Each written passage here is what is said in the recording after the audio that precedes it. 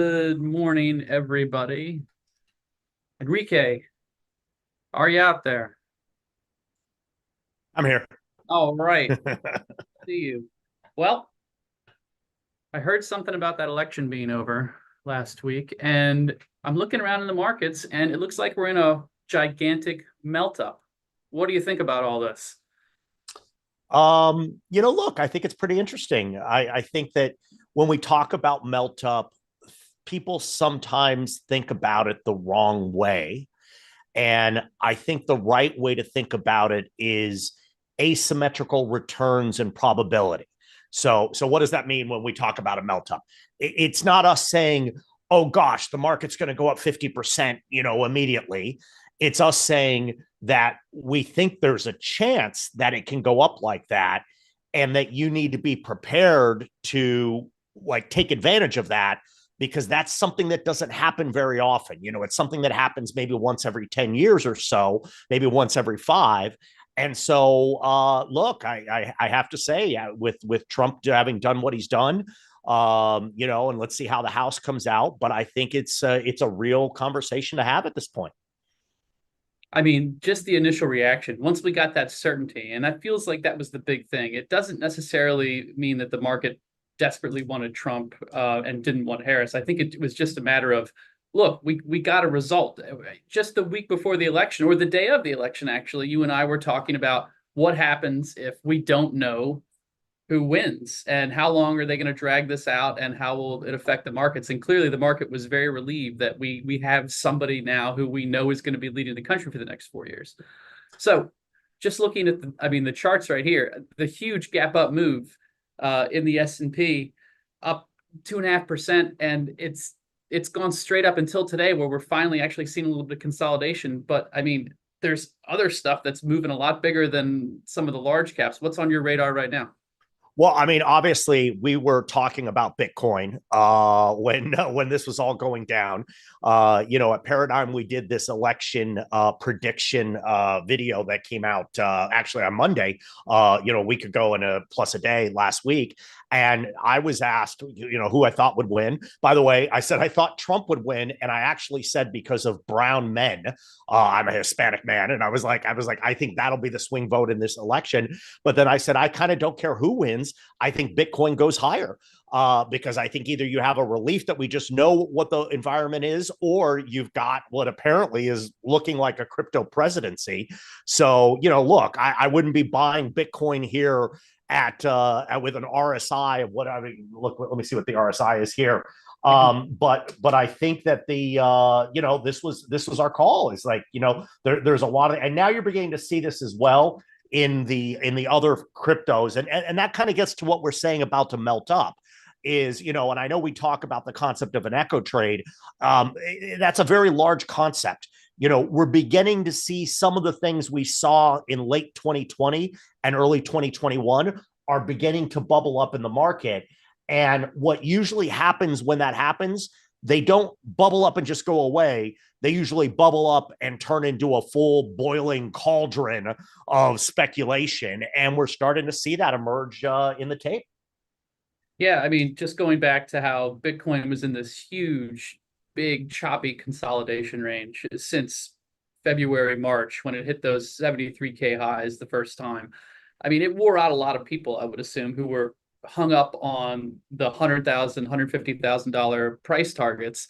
They all get worn out. And then finally, we see this post-election breakout right here. We see it move big. And now all that risk taking is moving down into the meme coins, the altcoins. I know, like, I've seen a flurry of people tweeting about, whatever. I really don't follow a lot of the smaller crypto stuff that's happening, but these huge moves that are happening in some of these like little penny cryptos.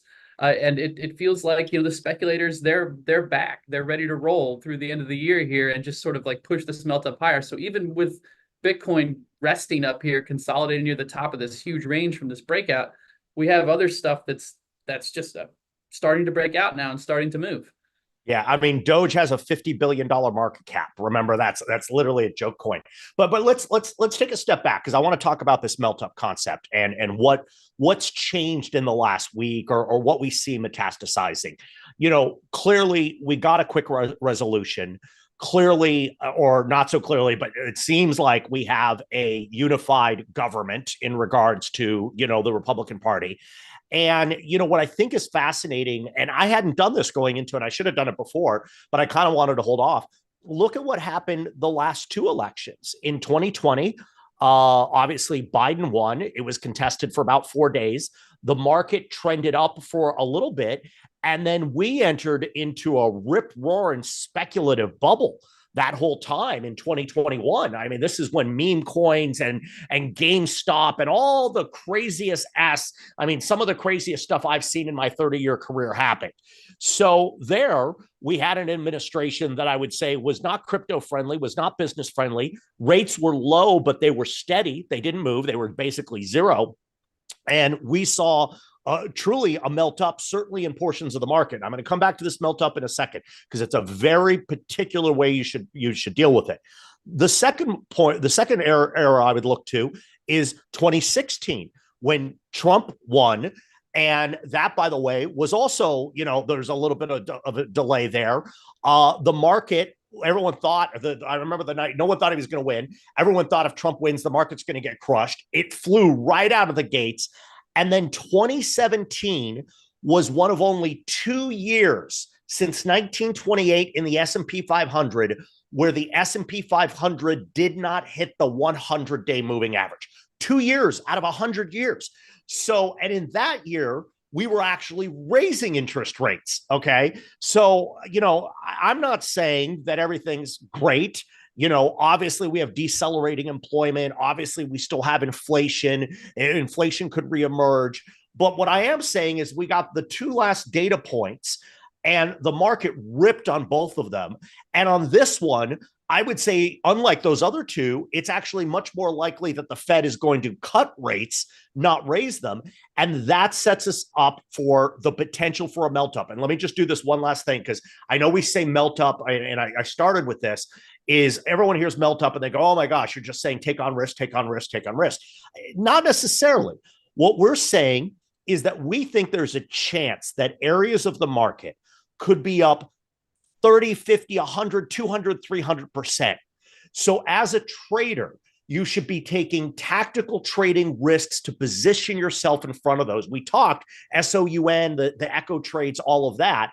And then what you should do is it's very important that when you're trading a melt up as a trader, to use your tactical trading and your risk management. So I'll give you two simple things to do in a melt up. Okay, three things. Number one, put yourself in front of things that can melt up. Number two, if a position doubles in a day, a week, a month, take 55% of the position off. This is what you often do with options, or most often. Take your original capital out. Number three, and this isn't for options positions, this is more for stocks. Put a 20, 30% trailing stop, or put a trailing stop relative to the stock market. So if it goes down 20% relative to the stock market, you're out. So what you're doing here is you're creating a formula that you can take on this higher risk, because if we go into a melt up, this is the year where you could make, 2025 could be the year where you make more money than any year in the past decade. Yeah, and I remember 2017 very vividly, and I feel like it broke a ton of records, and I can't pull all the stats up in my head, but I mean, the fewest 1% down days in the S&P. I mean, It was just this steady grind higher. It was beautiful, and no one was getting shaken out of anything. You could ride any trade, and it would just go up, and it was beautiful. I pulled up this chart here of the Russell 2000 small cap ETF because you were talking about 2016. History doesn't repeat, but it does rhyme, as they say. And you can see here, this was the week of the election, or the week of when the election was decided for Trump right here. And IWM was up 10% that week in 2016. And then we look here at present time, and it was up 8.75% or so on the election week this year. So we have smaller stocks starting to run. I mean, you can attribute that to, some of the protectionism, policies that are going to be coming up under the Trump administration, I suppose. But I mean, this is a situation too, where you need to be focused on the right spots of this market when we get into these melt up areas. And that brings me to what was happening in the market yesterday, when we had a relatively flat day. for the averages, but you had all these explosive moves in these Yeah. tech growth stocks and in the meme coins and everything else, while SMH was down. A lot of the Mag 7 sexy sixes, as you say, were down. And it feels like we're seeing that rotation now into these other parts of the more speculative parts of the market. Well, and the funny thing about a melt up and trading it, I want to say something funny. If I told you it was a bear market, you would accept that there are very particular strategies that you should employ to trade a bear market. We're not going to go through them right now because we're not in a bear market, but there are a half a dozen strategies that are an absolute must when you're trading a bear market. The funny thing about a melt up is there are also a half a dozen strategies that are an absolute must, but they don't feel like a must because even if you don't do them, you're still going to make money. But the point is you get one of these every, like I said, every half decade, every decade, that you have the opportunity to create this life-changing wealth, but you need to do it within a structure. You need to do it within a framework. So to me, and we were talking here about these meme coins and some of the other stuff that moves. There's a playbook to trade these and to trade them successfully. So I think investors should be focused on two things right now. Number one, and we've been talking about this for a few weeks now, upgrading the quality or upgrading the positioning of your trading portfolios to be exposed to the potential for a melt up. And then number two, watching your trading framework around those ideas like an absolute hawk, because again, it's the biggest returns that you may see in 10 years, but it's also the highest volatility and in some ways the biggest risk. So you need to be very, very smart about it. And look, we're going to be talking about this a lot more in the coming weeks and months. I mean, we'll see. Maybe we don't get into a melt up, but I'll tell you, I cut my teeth in 99, 2000. I was there for 07, 08. I was there for 21. If it happens, we're ready, and we're ready to help folks, make a ton of money during it. Yeah, I mean, we talk about it, like you said, like it's this feeling of this snowballing of the market where everything just goes up, up, up. But at the same time, you have to be vigilant and you have to really monitor these positions right here. You have to take profits. You have to take profits along the way. You don't want to get complacent. Yes. And then let those trades reset on you, because like you said, you have to make hay now. If you're not making hay now, then what are you going to do when the market slows down and needs to consolidate for a few months in Q2 or whenever this thing runs out of steam? So the challenge is a stock that goes up 100% in 8 days can get cut in half in the next 3. That's what you have to. That's why I use that 100% rule. That if you get something, I use this. Some of you may have heard me say this. If a stock goes up 100% in 2 years, you probably should be buying more. If a stock goes up 100% in a day, a week, or a month, you should absolutely be selling some. And again, these are just like laws of physics and human psychology and trading. But yeah, look, it's the best of times. It's certainly not going to be the worst of times if we do get into a melt up, but it's certainly going to be the time where you need to have just a laser focus on your trading methodologies, framework, and your risk management, to be honest. Yeah, and with like some of our melt up trades that we've been working with over at the trading desk, we're selling stuff ahead of earnings right here. We sold Wolf, the crypto miner, ahead of earnings tonight. I don't really know if crypto miners are affected too much by earnings. They can be, because you don't know what the heck's going to happen. And Sound as well. We took our profits on Sound before tonight, since they're reporting after the bell. And again, we'd taken half of Sound when it was a triple-digit gain, and so we had the rest of the half as risk-free, like house money, let it ride. So managing that trade.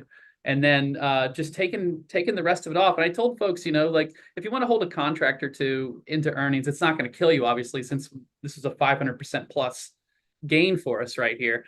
But when it comes down to it, these big moves right here, I mean, why would you not want to take profits into such a huge move off of this breakout right here? It doesn't make any sense just to hold on to, maybe just for, a few pennies or whatever else. Keep a lotto ticket maybe in your back pocket. But at the same time, taking profits, then rolling into the next one right here.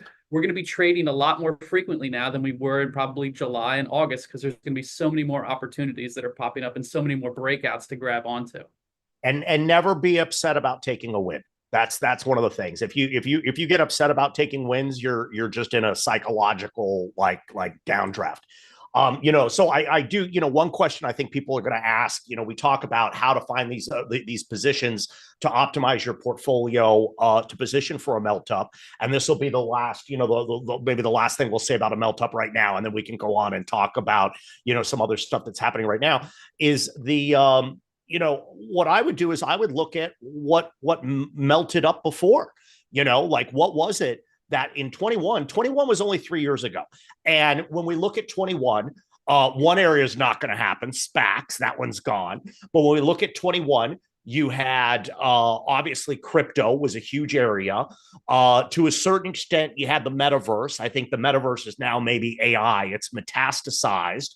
Yeah. You had sort of retailers, and then you had a bunch of names that just kind of came out of nowhere that did it. And so, what I would say, if you're looking for things that will melt up, I would just go back and look at, again, we talk about echo trades, things that are down 90% from where they were in 21, 22. Because I'm going to tell you something, those same traders that were there pumping these things back in 21, they're still here. They're still here. And in fact, they're probably more active and they have more money than they had before. So I don't know that the crazy is going to be the same, but I would just go back to the wells of looking. And that's where we talked about sound, I would go back to the well and just look at things that worked then and begin to find these big bases. There you go.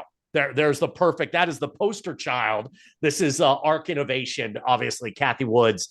Look for those kinds of stocks. But then, and this is what I'm saying, find ones where the fundamentals are actually okay. The company's not going out of business. Find ones that have a big base and then use tight stops underneath them. Take your profits when you got them. But I would start. That's a great idea, Greg. Start with the ARC Innovation. If you're looking for the melt up and the possibility of a melt up, figure out things that worked before and try to seed those throughout your portfolio intelligently. Yeah, and like I always talk about ARK as like the hype index. That's how I view it. It's not necessarily that I think that this is a very representative basket of innovation, whatever that happens to mean, but a lot of these stocks were the worst performers in 2022. These were the ones that went straight up when everybody said Cathie Wood's an absolute genius. She made all these brilliant calls about Tesla going to 1,000, a bunch of other stuff, and it was the trade in during the last melt up. And then all these stocks, there was names, in here that still exist that are down 95, 96% in this group right here. And then we have this post-election melt up starting, and lo and behold, ARK has gone straight up since last Tuesday. What's it up over the past week? It's up 25% on the month right here. So look at the holdings. Let's go through the holdings. I have the holdings right here. Tesla 15%, Coinbase 10%, Roku 9%. That's an interesting speculative one. Roblox 6%, Palantir 5%, Robinhood, which I love, 5%. CRISPR, which is a biotech sort of research company, 5%. Block, Shopify, and UiPath. So these are the kind. And again, I just want to be careful here. These are. The melt up is a rental situation, not a buy. You don't buy bubbles, you rent them is what you do. And Soros had the saying that he goes, whenever I can identify a bubble in an asset market, I run to it, not away from it. But that's because Soros knew how to trade. And he knew that this was the time that you can make some of the best returns of your entire trading career, is when you can identify melt ups in an asset, the market, et cetera. Yeah, buying is easy, selling is hard. Is how I think about it. If you buy into these and you're just trying to white knuckle them, and you're saying I'm going to hold this for the next year, you're probably not going to be too happy about it. But if you're buying it and you're actively managing the position, you're going to put yourself in a great spot to just spin these profits throughout the holiday season as this melt up continues, which I think it probably will. I just wanted to get your thoughts, just going back to crypto real quick. This is all happening very quickly, and you've said it, I've said it. When this thing goes, it's going to go. I'm of the mind that after a couple breaks, and obviously there's going to be some volatility in here because this is crypto. It's not just going to go straight up, but I'm thinking we're going to overshoot 100K by probably a decent amount before this thing really starts pulling back and maybe scaring people, maybe shaking them out. Do you have any thoughts on like a shorter term target, or like how you see this run to 100K developing over the next few weeks? Well, I'm gonna, Charlie Munger has this concept called inversion, right? And what inversion is you sort of flip the script. I'm gonna do a version of that with crypto, with Bitcoin. Sorry. Imagine Bitcoin was a $75 stock on last Monday. And imagine today Bitcoin is a $86 stock. Would you be freaking out? If I had a stock, I had Nvidia goes from 800 to 1300 in like, I don't know, in like 3 months, and people are freaking out a little bit, as they should. But like, I almost with Bitcoin, I would just divide by 1,000 and think of the price as that. And so then when you do that, it's like boom, you're unplugged from the matrix. Why couldn't it go to 100, 110, 125, 130? Like, I mean, these aren't crazy. And the amount of money we're talking about too, like let's also take another step back. The total value of Bitcoin, I might get this wrong, is $1 trillion or $1.5 trillion right now, something like that. Right. And a lot of Bitcoin is locked up. Okay. So, the float is relatively small. So for Bitcoin, the stock, to go from 86 to 125 with not a huge free float, it could happen very quickly. And I'm going to throw this one last thing here. We're just pounding on Bitcoin. When they throw out this idea of the U.S. government buying Bitcoin, I think it's very real. And I actually threw something. I was at the gym. I mean, I don't know if I did this yesterday. I threw up this thing. I said the U.S. government, there's going to be 21 million Bitcoin or whatever there is. The U.S. government should go out and buy 3 million Bitcoin the minute Trump gets into office. But they shouldn't tell anyone they're doing it. And then after they're done, they go in and say, okay, yeah, we've got 3 million Bitcoin. We paid 125,000 for it. So it's a pretty big investment. Let's see what that equals. Okay, so that's 3.7. That's I don't know. I got to do the math. 300, whatever it is. And then what does Bitcoin do there? And now they've got this incredible store of value for forever. So I'm not saying that's going to happen. I'm telling you, this is what the story you're going to begin to hear in 2025. And again, I want to invert this. Bitcoin, it's an $86 stock right now. Will Bitcoin be $150 in 6 months? Why not? Very easy to do if we thought about it that way.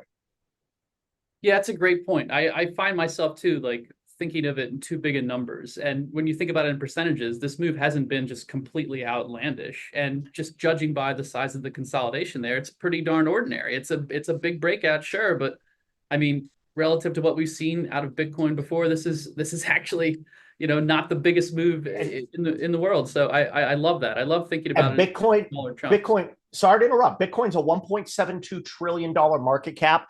That's the market cap of like, I don't know, off the top of my head, Google or Amazon. Yeah. So if I told you Google or Amazon had a 50% move, God forbid Nvidia, you might think there's a bubble, but I don't know that you would.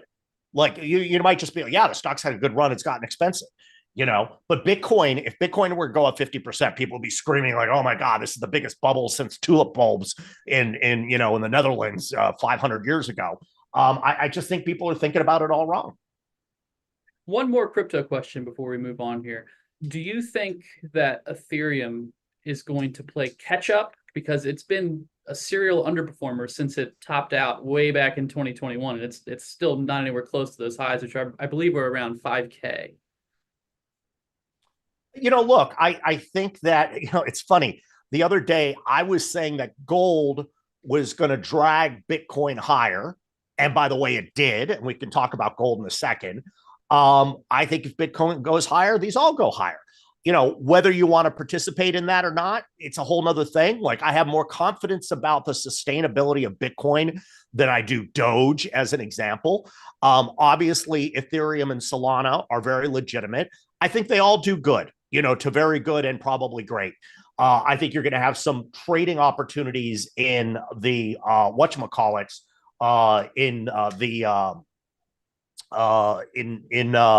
the meme coins and the smaller coins that are going to be tremendous. But yeah, if you believe Bitcoin 150,000, then buy Ethereum and Solana because they're going higher.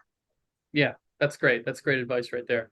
Uh, let's switch gears to gold since you Can I do one thing? Because I just yeah. pulled it up on my calculator. Because I can't read my darn. I love these HP calculators, which I've used for 30 years. But when it pulls up a giant number, I can't actually read it. So it would be 300, and to buy all of that Bitcoin that I said 3 million at 125,000 would be $375 billion. Okay, so I'm talking about the U.S. government buying 3 million Bitcoin, 15% of Bitcoin. If they got it done, it would be 375 billion. But by the way, let's say that Bitcoin then went to a million, which we've argued, then that 375 billion would be worth 3 trillion. That's a good amount.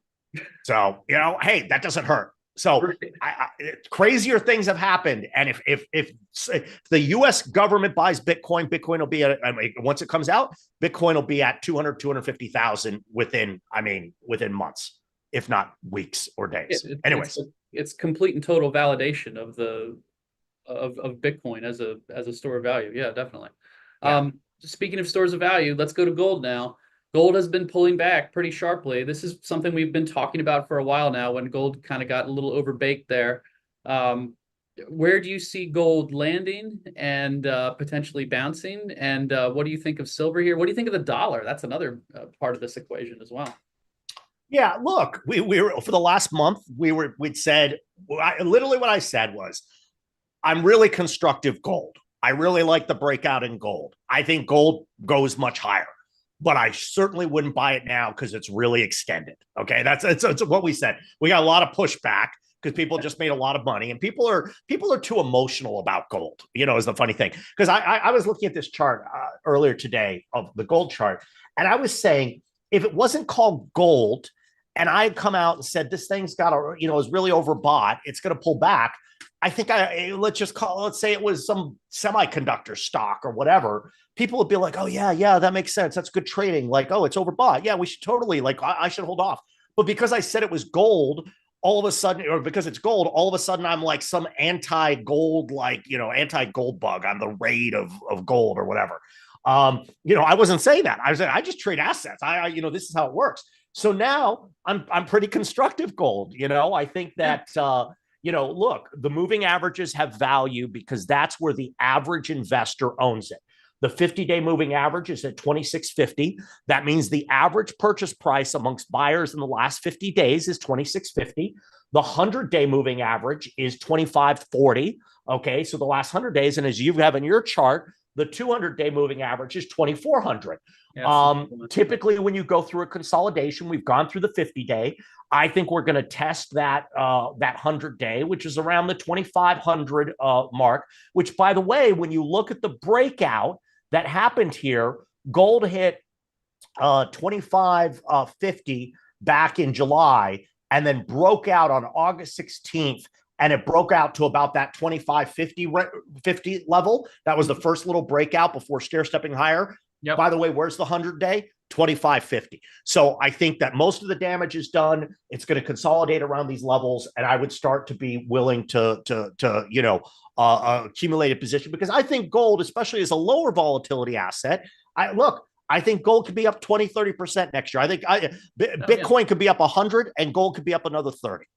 Yeah, absolutely. Yeah, it's important for folks to get upset about this type of analysis. If you're disagreeing, you might be disagreeing with just the time frame. Is what it comes down to. Like we've talked about gold longer term and how strong it looks longer term, but we're just speaking in terms of trading and risk reward and entry levels. And when you see something this far extended like this, when you see it go straight up after breaking out above 2500 all the way up to tagging 2800 right there, that far extended from its 200-day moving average and some of those other averages that Enrique was talking about, as well as just some of this horizontal, areas that are going to turn into support eventually, you're going to have a much better time if you wait for some of the air to get let out, some of this hype to die down, and then watching where it bounces off of those levels, and then finding out where that next area could be, where it could start moving higher from there. Then you have a really good tactical buy with a really good risk reward point, and you could be trading miners, you could be buying the metal, whatever it is that you want to be doing right there. But yeah, it's important to think about these things as far as like time frames are concerned when you're disagreeing with somebody's opinions on this. And again, if you're holding gold for the long term, my point was only about trading. So you brought up something next. Let's go to the chart of silver because I Yep. hadn't looked at it. Buy the hell out of this. This is an awesome chart. It's exactly where you want to be buying this. Okay. So, how do I operate? Would I be like, for the last 3 weeks, 4 weeks, we've been pounding the table on Bitcoin. I'm not pounding the table on Bitcoin in the near term at 87,000. Okay. Bitcoin's probably going to be at 78, a week from now. I don't know, to be honest. This, though, we've pulled back to that $30 level. And what I find interesting about silver is people forget silver's outperformed gold year to date. Like, boom, mind blown. 3 weeks ago, 4 weeks ago, everyone was talking about gold, but they weren't talking about the fact that both Bitcoin and silver had outperformed gold. So gold will be here at some point, but I would actually buy silver here because I think this is a great point to accumulate it. Yeah, and it feels like we're just getting into this period of a gold bull where silver and the miners are going to actually start outperforming, on a more consistent basis. It wasn't until earlier this year that the miners started waking up and silver started waking up. Silver's still well below its all-time highs right there from the last boom in 2011 when it fizzled out. I believe it got close to $50 before it started to retreat in 2011. Pull it back here. Yeah, barely tagging $49 the last go around during the last commodity super cycle right there. We're nowhere close to that right now. It's got a lot of work to do to play catch up. And I think silver is one of those things where, like you buy this on a pullback, and if we're in a regime where the poor man's precious metal and miners start outperforming gold, this would be an area to definitely be trading. Yeah, no, I think silver is very interesting right here. All right.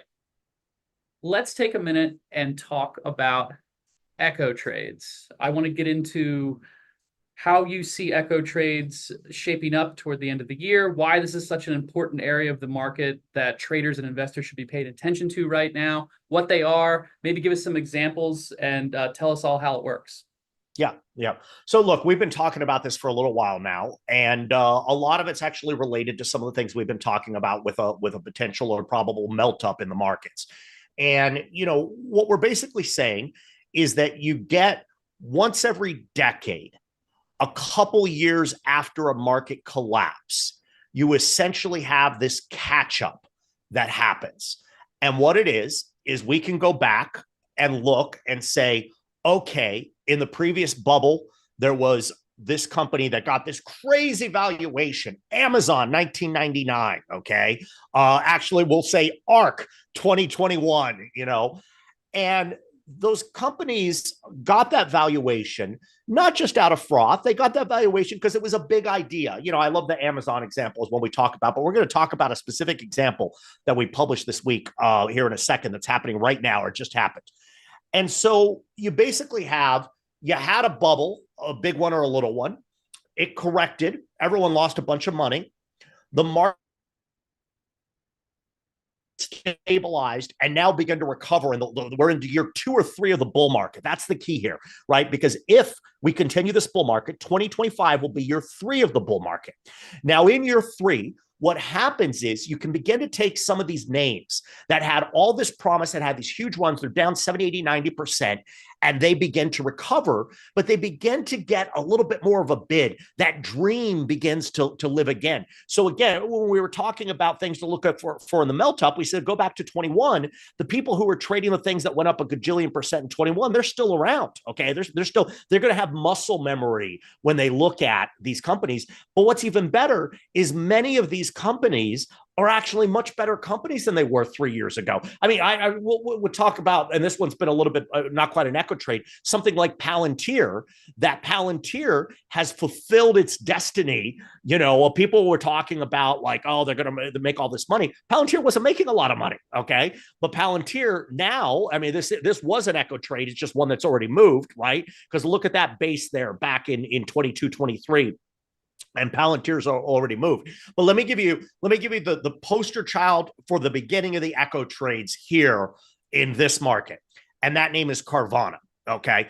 Pull up this trade of Carvana, this chart of Carvana. It's one of the craziest charts of all time. Okay. And you got to go all the way back to the IPO. company, you might maybe 2017 or something like. Yeah, it's So right the here. company came, yeah, the company came public in 2017. And Carvana was going to be the Amazon of car retail, totally started from the ground up. Big idea, big market, very sexy. It's actually a really good buyer experience. I don't know if any of you used it. I haven't used it, but I seriously considered it. It's also from my hometown in Phoenix, Arizona, Tempe, technically, for Carvana. And, the stock was doing very well. And then what happened is when we hit COVID and this massive explosion in e-commerce engagement, it went through the friggin' roof. Even though people weren't driving around as much, they were going online and buying their cars, also because they weren't going to the dealership because you had to wear a mask and, whatever else you had to do if you could even go to the dealership, depending where you were. So the stock had a massive move. Okay. Now, this company in particular got out over their skis with their financing and all that. So when it corrected, check out this correction. And by the way, I'm going to tell you something. In my previous job, actually go back for a second, we had recommended, I'm going to get the price wrong, but we had recommended Carvana at like 100, 200, something like that. And it doubled and we sold half. We sold half or 55%, I forget. So we actually made our readers money in Carvana. Then what happened? Carvana goes from 400 and whatever that top is. I'll pull up my chart here. 425 a share. And Carvana bottoms out a couple of years later, not barely even over a year later, bottoms out at $4.98, I think is where it bottoms out. Yeah. I mean, a 99% move. Wow. But then look what happens at the bottom there. Carvana doesn't go out of business. Okay. The stock kind of just hangs out. And what you saw is you had a 6 month, 6 to 10 month period where you could have bought Carvana. You also, believe it or not, and this would have been a really good move, is you could have waited till the stock traded back up to 30 to 50, because then you knew they'd gotten the financing done, et cetera. And then look at what Carvana's done now. The stock's back at 250. This is when an echo trade becomes an echo boom. Okay. And these kinds of moves, what happened here with Carvana, there are going to be, if we're right, there are going to be dozens and dozens of these that are going to happen in 2025. So when I say that 2025 could be the single best money-making year we've seen in a half a decade, something like that, this is ground zero for it. The echo trades becoming the echo booms. So, we're going to be laser focused. We're actually going to be introducing one of these, one that hasn't popped as much as Carvana, but we're going to be laser focused on these in the next 6 months, because the other thing about these trades, I mean, I'll say a couple of things. First off, there's some of the biggest returns you're going to see in a decade. Second, you got to be laser focused on, what names you're picking, how you're trading them, et cetera. But that's where our advantage. I've been through two of these echo boom periods before. I was an active trader in 99 through 2005. I was an active trader in 2007 through 2015. I mean, I've been doing it for 30 years. I think this is going to be the third such period I've seen in my 3-decade career where you're going to have some of the best asymmetrical risk returns that you'll see, across your entire investing career and experience. Yeah, I'm incredibly excited about these. I can tell you that. So you've shared some examples of these, like Carvana, like Amazon. We've talked about. I know what the charts look like. What specifically do you look for on the fundamental side for these, for them to really trigger and to be at the top of your list? So look, what I would start with is, why was the stock so high in the first place? Okay. So I'll tell you something, and I'm not giving an opinion on this stock or not. Speculation is rampant in DJT. Okay. Trump media. Speculation is rampant in GameStop. And we could talk about GameStop, and I actually think there's interesting stuff going on there. Mm-hmm. But my point is, Carvana was not a Trump media, was not a SPAC, was not even a GameStop. Carvana had a really great product. Carvana had a really big end market, and Carvana was attacking that very successfully. So to believe in echo trade becoming an echo boom, you need real raw material. We spoke about Palantir and what Palantir's a great story. So the first thing you got to start is you look at the total addressable market, what they call the TAM. Is it attacking a huge TAM? Second, you want to look at the company and make sure that you've got a legit company. Now, that doesn't mean it's going to work. Carvana could have gone bankrupt. Carvana might go bankrupt, but Carvana is a very legit, and again, if you've ever used the product, a very legit company addressing this. So number one, the total addressable market. Number two, the legitimacy of the company. Why was it trading there in the first place? And then number three, what I would look at is, you should try to figure out the sustainability and operating momentum of the company. So the funny thing is, I'll say about Carvana, and I kind of implied this before, Carvana was a better buy at 35 than it was at 5. Okay. The reason is the TAM was still true. The company's legitimacy is true. The company still seen a lot of success, but at 35, which is after they've done the financings, you knew they weren't going bankrupt, or they're not going bankrupt soon. So that's when you really want to get in. So what you want to do is you want to find these things that were legit, that are down still 60, 70, 80%. Go in, make sure the legitimacy is there, the TAM, et cetera, and then look at the company and say to yourself two things. Is this thing realistically, is it going to go out of business? Is there a chance it goes out of business in the next year? Okay. And then the second question also is, what is the operating momentum? And again, I kind of go back to both Carvana and Palantir. Everyone knows and has probably heard me talk about a lot about this. We look at earnings revisions, or just revisions, whether it's to revenue, cash flow, EBITDA, earnings per share. Many of these companies saw negative revisions during the period from 22 into 23. Now they're seeing stable to positive revisions. So if you go in, stock's down 80%, they've got a huge TAM, it's a great product, it's not going bankrupt, and now they're getting positive revisions and you're still down 80%, I'm going to tell you, you got a good shot that company's going to close half or eventually maybe even 100% of the move higher. And I'm not saying Carvana's going to 350, 400 again. But I got to tell you, if we go into a melt up, I'm going to bet it's got a better chance to do that than not. Man, incredible. So you mentioned GameStop. It's been popping up on my scans recently. I know that it's the meme stock from back in the day, and so it kind of makes sense to me that people are piling into this thing again. And I was looking at some options, and the options are incredibly expensive for it right now. You said some interesting stuff is going on with it. I'm not really familiar with what's happening with this company right now. Can you kind of let me in on some of that? So GameStop, I actually think it's a very interesting speculation right here. I was just going to tell you two things. I published a bunch of notes on it back when he did all the financings in May. Off the top of my head, I'll have to look up the number. They're sitting on like $12, $15 worth of cash.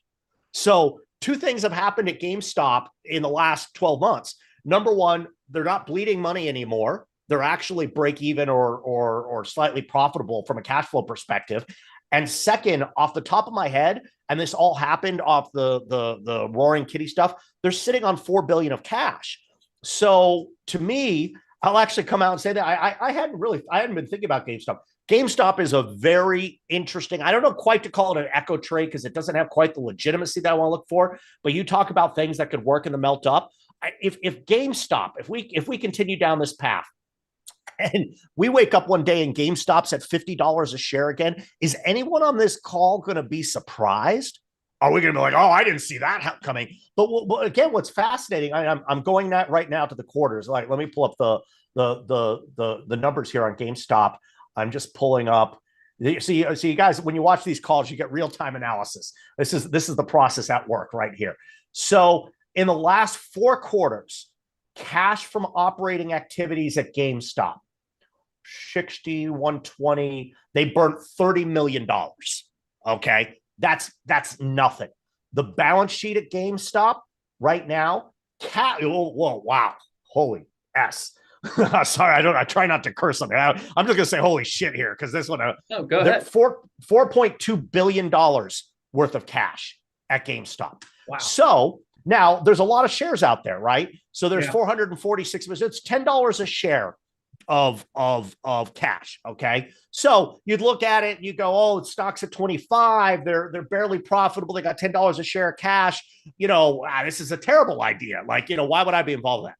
Ask yourself what Ryan Cohen could do with $4 billion worth of cash. Ask yourself about the optionality. And that's really what the melt ups are about, is positioning yourself in front of this optionality. Here we've got a stock. There's an army of people that love this stock. The dude's got $4 billion worth of cash. We know he's a player. Like, I mean, Ryan Cohen, like, he doesn't F around. Like, he will definitely, what are the chances if the market continues to hold like it is, crypto booms, etc. What are the chances? I'm actually going to call this right here. I will almost, there's no guarantees in life.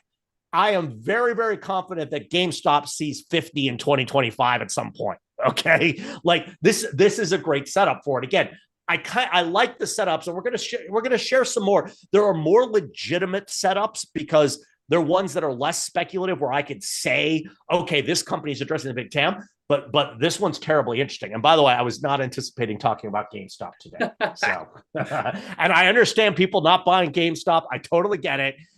But I just want to get back to something.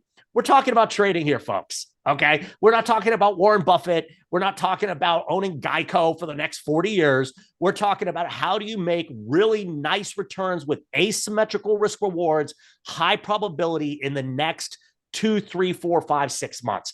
And if you're disciplined about doing that and you figure out how to do that, you can create an incredible money-making and income machine for your portfolio. Wow. I'm even more excited about the Echo Boom, and I look forward to you sharing more about this in future calls with us. All right. No, we're going to talk about a lot. So maybe, do you want to talk about there's people hitting us up with stocks here. Yeah, I was just about to do that. Let's hit some charts. Why not? Cool. So by the way, I haven't looked at any of these charts. So I'm just going to pull it up. Let's take a look at CRISPR. Are you familiar with this company? I am, because I love the name. Yes. And they should be doing fried chicken or something, yeah, right? Absolutely. I love it. Yeah, no, I am familiar with CRISPR. And I've been watching it this week, actually, because, it's a Kathy special, and I was keeping an eye on it since it is forming a much smaller base than I would like, but still, nonetheless, it could be one of those names that really runs. So I'm going to give you the single number. So this is real time that I'm doing this analysis, folks. CRISPR is very interesting to me. It's a huge TAM. It's a giant idea, and that's one thing about Kathy. Kathy's big into the TAM, the total addressable market, the idea. So the one thing I would look for at CRISPR is what I just did with GameStop. I would go to cash flow from operations. Okay. And CRISPR, cash flow from operations, LTM, last 12 months, burnt 200 million. Okay. That's an interesting number. Let's come back here for a second. On the balance sheet, CRISPR is sitting on 1.7 billion of cash. So CRISPR, I look at that chart, I say this has the potential to be an echo trade, right? Without a doubt. Then the question I ask myself, that 200 million, they got 1.7 billion of cash, divide 1.7 billion by 200 million, you got 8.5 years. But is that 200 million, which has come down, their cash burns come down, is that number a sustainable number? Is it going higher? Is it going lower? I don't know, but that's the kind of analysis I would do. But in theory, CRISPR could be a potential, because again, this thing was $220. Could it go back and just see some of that? I think it's got a chance. I like how it's starting to set up right here. And again, I think this is one of those names that could really rip. Yeah. Someone's asking, a couple people are asking about NTLA. I don't know anything. I'm not Kramer, so I don't act like I know every single stock ever created. Although he does do a lot of work. Kramer's a hardworking man. NTLA, I'm not familiar with this name either. It's tough. It looks like an echo stock. The difference, just from reading what it is, I'll tell you the one thing to watch out with biotechnology is it a drug stock or is it a platform stock? CRISPR is a platform. I don't know if this is something that's developing drugs, so I'm going to push on it, but that would be my big thing. If it's a biotech that's focused on 1 or 2 treatments, well, then it's a binary play. And, if it's a platform, reading the description, it might be a platform. I'll dig in and take a little bit more of a look. So, yeah, I mean, it's definitely, it hasn't stopped going down yet. That's my simplistic analysis of this. But I do like how it's back down here to this base from the 2019, 2020. So, I mean, you do have an I, area here if it starts to move, which is kind of nice. actually, you bring up a better point than I do. Like, yeah, the key to an echo trade is it stopped going down. Okay. This hasn't stopped going down yet, so it wouldn't be part of that it wouldn't make the cut, honestly, just on that, because you're making too much of a fundamental. Remember, we like stocks that look like this or look like this going like that. Yeah. This one looks like this. So, and by the way, just so you know, on my camera, I have to do the opposite of what it actually is. Oh I man, learned yeah. that the hard way. So, Well, yeah, like we like to say in the technical world, the bigger the base, the higher in space. If you have a stock that's gone up a lot and then gone down a lot, if it stays flat for a very, very long time, the longer it stays flat, the bigger that pop is going to be when it finally breaks out. yeah, Usually. yeah. But you said it, and thank you for saying it, Greg. I can't emphasize enough. Wait for it to stop going down. A stock that was up, it's down 90%, still going down, is actually just a shitty stock. Like, we're no interest. Like, their life is too short. Find things that have a nice big base and have started to recover. I think we would solve a lot of the world's problems if we just got people to stop buying stocks that are going down. Yeah, that's one rule. Well, mind you, we buy stocks that have gone down recently all the time.